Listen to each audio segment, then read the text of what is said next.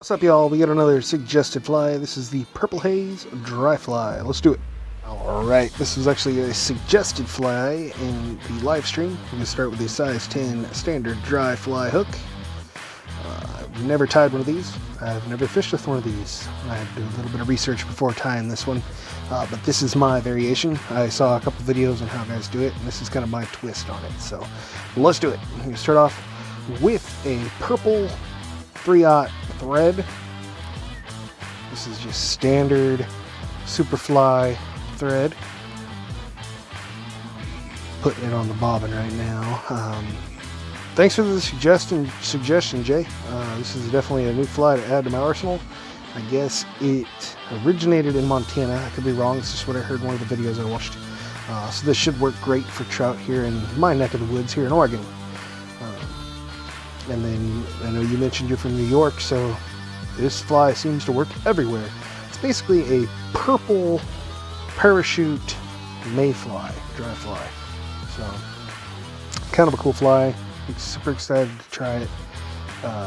And I will let you guys know how it works in the future. We are so close to being able to start fishing.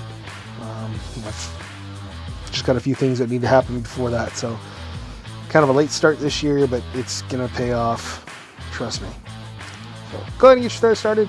Take it to about the middle of the hook, a little bit past the middle of the hook, or maybe I took it all the way to the bend. I don't remember what I did. Oh yeah, okay, I remember what I did. I'm forming the body. So a lot of guys will use like a purple body stretch or a purple floss or a purple, something for the body. This is the only purple I have. I have some purple feathers. I didn't realize I did in the live stream. Actually mentioned that I didn't have purple feathers, but I do, surprisingly. I'm actually about to show you a bunch of them right here.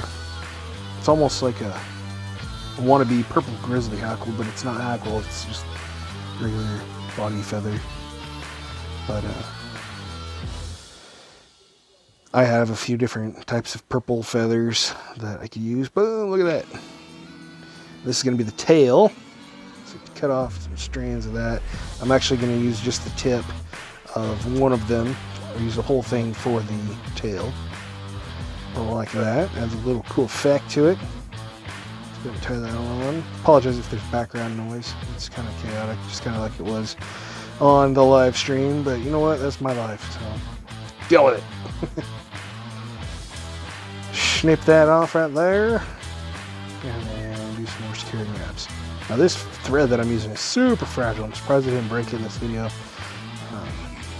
I figured it being a 3/0 would be a little bit more durable, but there's what it is. But it's a nice purple color, which is what you need for a fly like this. Especially if you don't have purple body material, this will work just fine. Good. Get that tail on there like so. Looks pretty cool if I don't say so myself.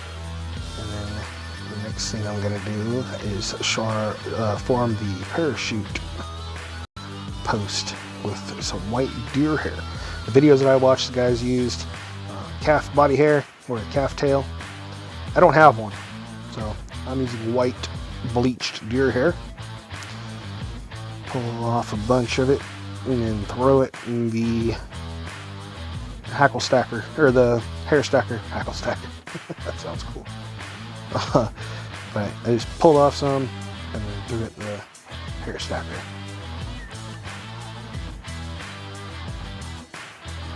And stack it up. Tap, tap, taparoo.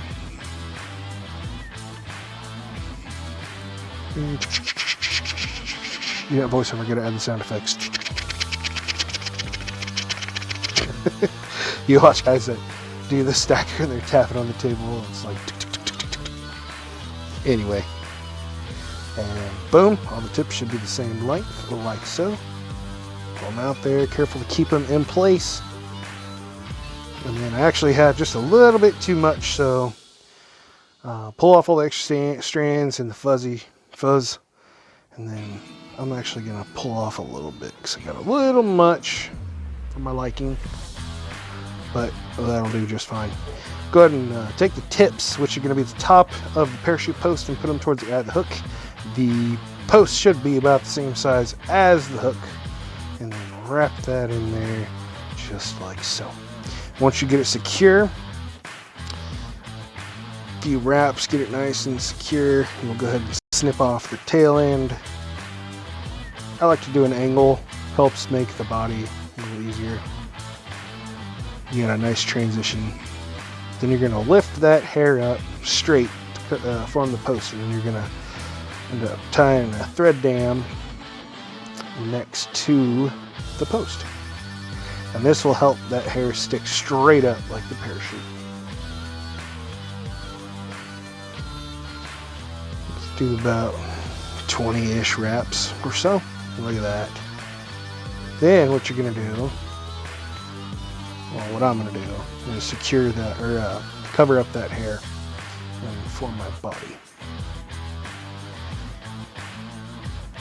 Tight touching wraps all the way up the tag end of the deer hair. And this is dry fly deer hair floats, so this will definitely float. I almost used deer hair for the tail too. I had some deer hair in mind, but I haven't seen guys use purple, and I wanted to use as much purple as I could because it's purple haze. Come on. Now what you're going to do is you're going to form that parachute post by wrapping the thread around the post. Start at the base, work your way up a little bit, if it'll cooperate with you. This is another fly that have a big sausage finger, big fat sausage fingers. It doesn't really help, but it is what it is. Alright, go ahead and get that post started. Nice and straight. It's okay if it flares out a little bit. Ain't gonna hurt nobody. And then one more thread around there.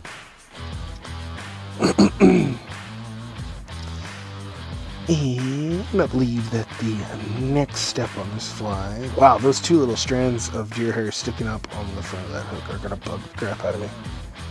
Grab some dark brown hackle, and this is gonna go around the parachute of the fly.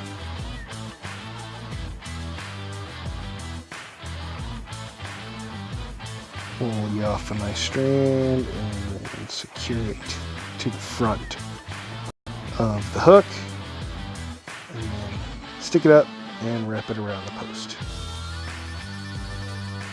Just like so. And then I'm going to add a little more purple thread to the front of the hook.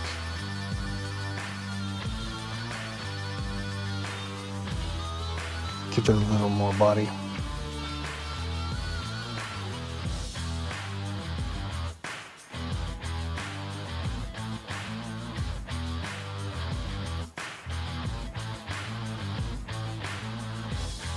There you go. Just hide those strands, Mike. Just hide them. Just hide them in there.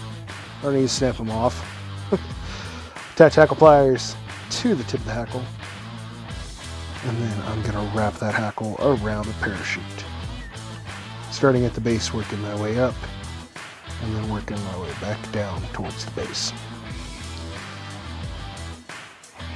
Now, the hackle I use for this is probably a little big, but that's okay. It looks fine. It will work. But maybe in the future, I would probably try to find a piece that's just a little bit smaller. Go ahead and secure that hackle in there. Trim off your tag end.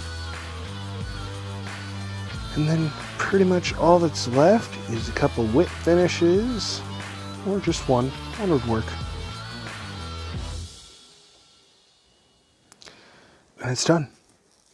When you're doing your whip finishes, do your best not to get the hackle in there, and if you get good enough with using one hand to do the whip finishes, you can kind of pull those hackles back and cheat a little bit.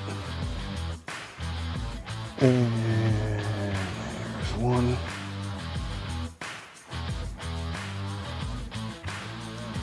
And there is two.